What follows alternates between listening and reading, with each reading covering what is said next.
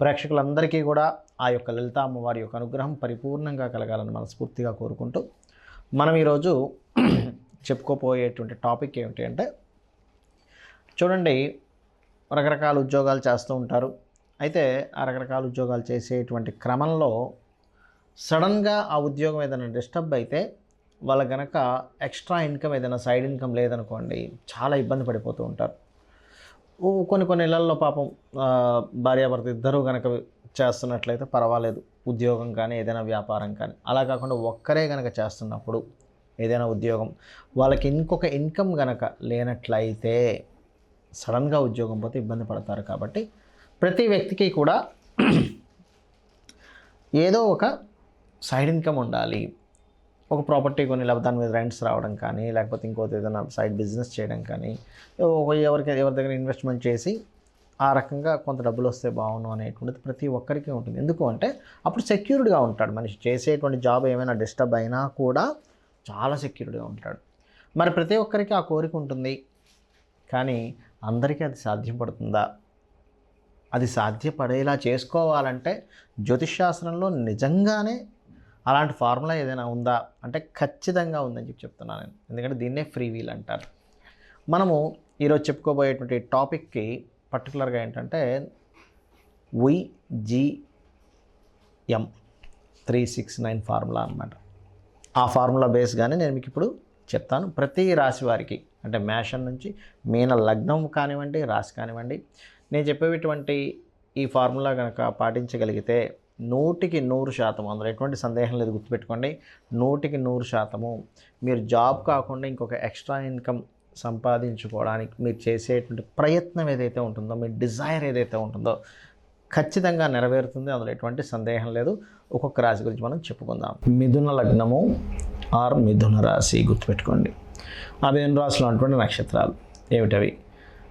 మృగశిర 3, 4, ఆర్ద్ర నక్షత్రము మరియు పునర్వసు 1, 2, 3. ఈ నక్షత్రాలు కూడా ఎందుకు చెప్తున్నా అంటే, నా నక్షత్రానికి ఇది వర్తించదేమో అని అనుకోకూడదనేటువంటి భావనతో చెప్తున్నాను. మీకు సహజంగానే మిథునం వారు ఏంటంటే హైలీ ఇంటెలిజెంట్ పీపుల్. తెలివితేటలు వాళ్ళకి పెట్టిన పేరు మిథున లగ్నం స్పెసిఫిక్గా. ఎందుకంటే నేను అందుకే వీళ్ళని ఎప్పుడు కూడా నడిచే వికీపీడియా అంటూ ఉంటాను. బోల్డ్ అంత నాలెడ్జ్ ఉంటుంది. ప్రతి సమస్యని ఎలా దాన్ని క్లియర్ చేయాలి అనేటువంటి ఆలోచన, మీకున్నంత ఆలోచన మరొకటి ఉండదండి. హైలీ ఇంటెలిజెంట్, బాగా తెలివి, బాగా లౌక్యం. అంటే ఎట్లాగా వాళ్ళని కమ్యూనికేట్ చేయాలి, ఇదే మీ అసలు చాలా గొప్ప విషయం. అసలు మిథునంలో పుట్టిన వారికి ఇంత గొప్ప సుగుణం ఉంటుంది. అంటే అది భగవంతుడు ఇచ్చిన, ఈశ్వరుడు ఇచ్చినటువంటి విభూది వారికి చెప్పాలంటే. అయితే మీకు ఎక్స్ట్రా ఇన్కమ్ రావాలి, సమస్యలు క్లియర్ అయిపోవాలి అంటే ఏం చేయాలో చెప్తానని. మీకు హ్యాపీగా ఉండాలి అంటే మీరు చూడండి, గోధుమలు ఉంటాయి. సూర్యభగవానుడు ఉంటాడు. సూర్యభగవానుడి యొక్క డైరెక్ట్గా మనకు కనబడేటువంటి ఉదయాన్నే నిద్రలేచిన వెంటనే సూర్యుడు కనిపిస్తూ ఉంటాడు. ఆ రకంగా అయినా సాధన చేయొచ్చు. లేదా నవగ్రహాలలో సూర్యగ్రహము మరియు గురుగ్రహం గుర్తుపెట్టుకోండి. సూర్య మరియు గురు, ఈ యొక్క గ్రహాల దగ్గర దీపారాధన చేయండి. చక్కగా ఏం లేదు, నేతి దీపం, చిన్న నెయ్యి, కొంచెం మీరు ఎక్కువ వేయగలనండి, నా దగ్గర ధనం ఉంది, చక్కగా వేయండి, నో ప్రాబ్లం. సూర్య మరియు గురుగ్రహాల దగ్గర దీపారాధన చేస్తూ మీరు స్తోత్రాలు చదువుకోవచ్చు. రైట్. అదేవిధంగా మరొకటి ఏంటంటే, ఇక్కడ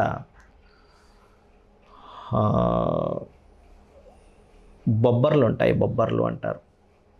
బొబ్బర్లు మరియు తెల్ల నువ్వులు గుర్తుపెట్టుకోండి. బొబ్బర్లు, తెల్ల నువ్వులు. బొబ్బర్లతో ఏదైనా వంటకం చేసి మీరు ఎవరికైనా తినడానికి ఇవ్వవచ్చు. తెల్ల నువ్వులతో ఉండల్లా చేసి మీరు తినడానికి ఇవ్వచ్చు. ఎవరికైనా ఇవ్వచ్చు, దానివల్ల దోషమేం లేదు, గుర్తుపెట్టుకోండి. చక్కగా ఇవ్వచ్చు. కానీ తెల్ల నువ్వులు ఉండలు మాత్రం పొరపాటును కూడా గోవుకి తినిపించకండి దయచేసి. ఇది చేయండి, చిన్న ప్రక్రియ చేయండి, మీరే చూస్తారు ఎంత అద్భుతంగా ఉందని అనిపిస్తుంది మీకే. అలాగే సూర్యుడికి సంబంధించింది, గురువుకి సంబంధించినటువంటివి స్తోత్రాలు చేయండి. ఆ నవగ్రహాల దగ్గరికి వెళ్ళినప్పుడు ఆదిత్య హృదయం చదువుకోవచ్చు, ఓం సూర్య భగవానే నమః అనుకోవచ్చు, ఓం ఆదిత్యాయ నమః అనుకోవచ్చు, మీరే చూస్తారు. అరే మిథున లగ్నంలో ఇన్ని తెలివితేటలున్నా ఏమనిపిస్తుంది అంటే మిథునం వారికి ఫెయిల్యూర్ అవుతున్నప్పుడు అరే అసలు తెలివి లేని వ్యక్తి కూడా అద్భుతంగా ఉన్నాడే, ఇంత తెలివి ఇంత ఫార్ములాని తయారు చేస్తుంటే ఎందుకు నాకు ఈ కష్టాలు అనిపిస్తూ ఉంటుంది. కానీ ఇది చేశారా మీ పాస్ట్ లైఫ్లో ఉన్నటువంటిది ఏదైతే బ్లాక్ అయిపోయిందో అదంతా రిలీజ్ అవుతుందండి. దీనివల్ల ఖచ్చితంగా రిలీజ్ అవుతుంది మిథునం వారికి. సో గురుగ్రహము అండ్ రవిగ్రహం దగ్గర ఖచ్చితంగా దీపారాధన చేయండి. చేసి ఈ పదార్థాలు నేను ఇప్పుడు చెప్పినటువంటి పదార్థాలని మీ కిందన పనిచేసే వారికి కావచ్చు, ఎవరికైనా సరే ఇవ్వండి పర్లేదు. లేదంటే నాకు పురోహితులు ఉన్నారు, వారికి నేను దానంగా ఇస్తే తీసుకుంటారు, హ్యాపీగా ఇవ్వచ్చు, తప్పేం లేదు. తెల్ల నువ్వులు, బొబ్బర్లు. దీంతోపాటు మీరు ఇక్కడ ఒక సందేహం కలగవచ్చు ఏంటంటే, ఏమంటే నేను ఇక్కడ ఇండియాలో నేను లేను కాబట్టి నాకు ఇది కుదరదు, నవగ్రహ టెంపుల్స్ ఉండవు, ప్రాబ్లం ఉంటుంది అని అనుకుంటే కనుక చక్కగా 2 గిన్నెల్లో పసుపు ముద్దతో తయారు చేసినటువంటి చిన్నది ఏదైనా, అదే రవి అయితే డైరెక్ట్ మీకు సూర్యభగవానుడు కనిపిస్తుంటాడు. ఏ దేశంలో ఈ భూమి మీద ఎక్కడున్నా సరే సూర్యుడు కనిపిస్తాడు. లేదు చిన్న పసుపు ముద్దతో సూర్యగ్రహంగా భావించి దానికి దీపం వెలిగించండి. అంటే పసుపు ముద్ద తయారు చేసి దాని పక్కన చిన్న దీపం వెలిగించండి. గురుగ్రహంగా భావించి ఒక చిన్న దీపం వెలిగించండి. మీరు చూడండి, మీరే చూస్తారు.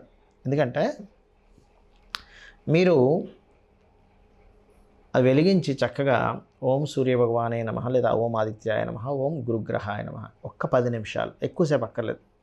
2 టైమ్స్ చేస్తారా డైలీ, మార్నింగ్ అండ్ ఈవినింగ్. ఇంకా మోస్ట్ పవర్ఫుల్ అది సంధ్యా సమయంలో చేయాలి. అంటే సూర్యోదయం అవుతున్న సమయంలో చేయాలి, గుర్తుపెట్టుకోండి. ఎప్పుడో చేస్తానంటే కుదరదు, సూర్యోదయం అవుతున్నప్పుడు. ఎందుకంటే కొన్ని పనులు, కొన్ని సంకల్పాలు మీకు నెరవేరాలి, మీ జాతచక్రంలో ఉన్న బ్లాకేజెస్ పోవాలి అంటే పర్టికులర్గా చేయాల్సిందే, తప్పదు, గుర్తుపెట్టుకోండి. ఆ రకంగా చేయండి. ప్లస్ అక్కడ ఇంకెవరైనా ఉన్నారు విదేశాల్లో కూడా ఎవరైనా ఇస్తే తీసుకుంటారంటే ఇవ్వండి, ఇంకా లేదంటే మనం ఏం చేయలేము దానికి. బట్ ఏదైనా ఒక రూపంలో దానం ఇవ్వడానికి ట్రై చేయండి. బొబ్బర్లు అండ్ తెల్ల నువ్వులు, నల్ల నువ్వులు అక్కర్లేదు, తెల్ల నువ్వులు ఇవ్వచ్చు, చక్కగా హ్యాపీగా వాడుకోవడానికి. మీ దగ్గర పనిచేసే వాళ్ళు ఎవరు ఉంటారు, నువ్వులు తీసుకొని వాడుకోమని చెప్పి ఇవ్వచ్చు హ్యాపీగా. అది చేయండి. దీంతోపాటు ఇంకొక పని చేయాల్సింది ఏమిటి ఇక్కడ అని చెప్పి చూసుకున్నట్లయితే, పర్టికులర్గా మీరు ధ్యానంలో కూర్చొని, లేకపోతే అంటే ముఖ్యంగా ఏంటంటే అమ్మవారి ధ్యానం, గుర్తుపెట్టుకోండి. ధ్యానంలో కూర్చొని అమ్మవారిని లేదా వెంకటేశ్వర స్వామి రూపాన్ని ధ్యానించుకోండి.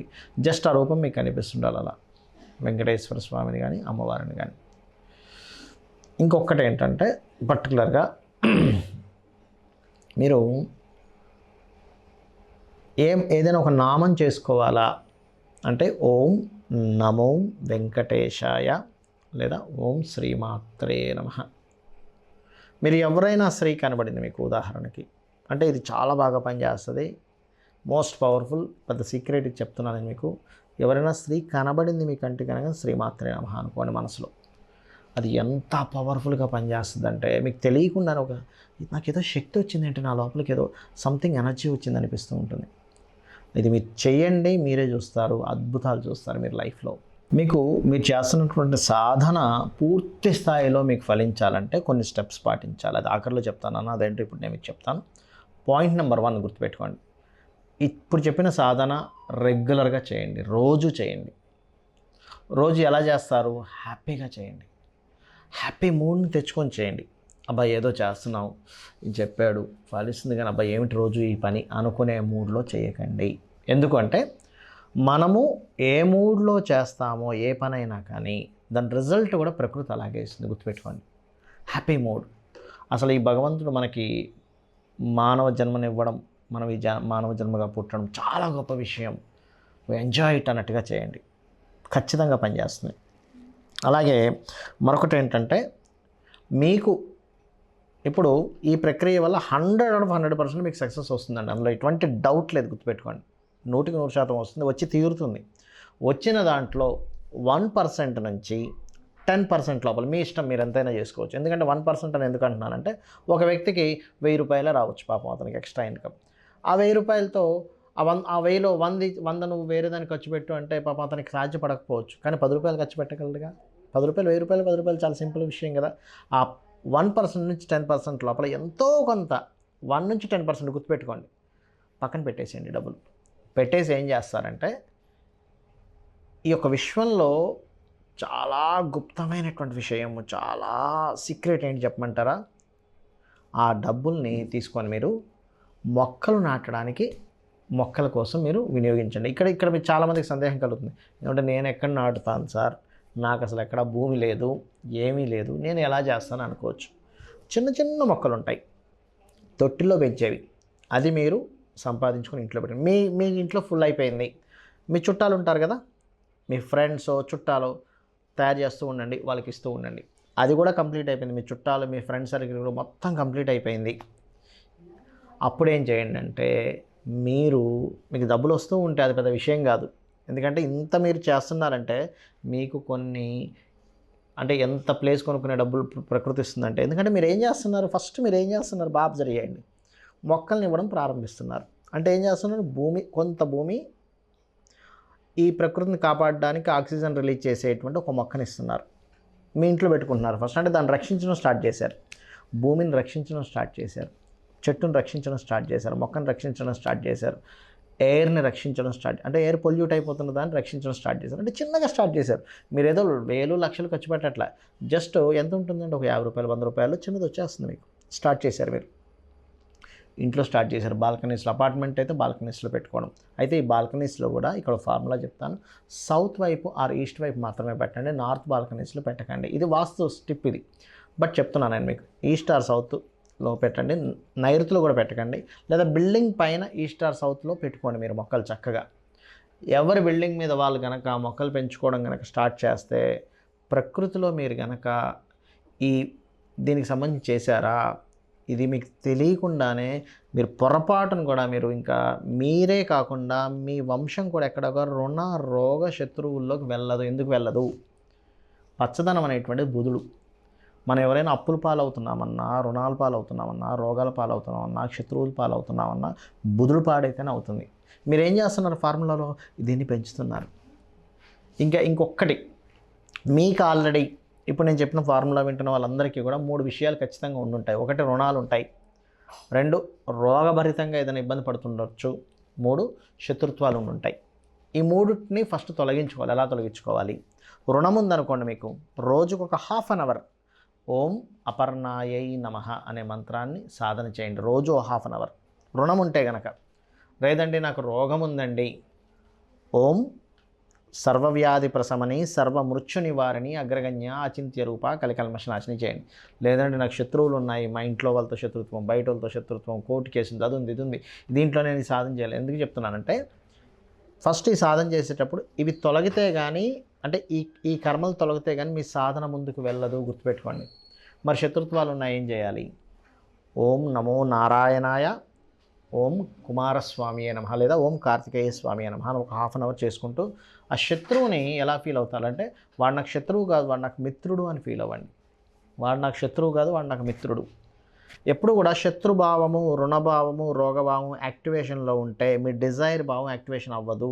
ఇది ఆస్ట్రాలజీ ఫార్ములా. ఇవి చేయండి, 100% మీరు ఐశ్వర్యవంతులు అవుతారు. ఐశ్వర్యం అంటే అన్నీ ఉండడం మనిషికి. శ్రీమాత్రే నమః.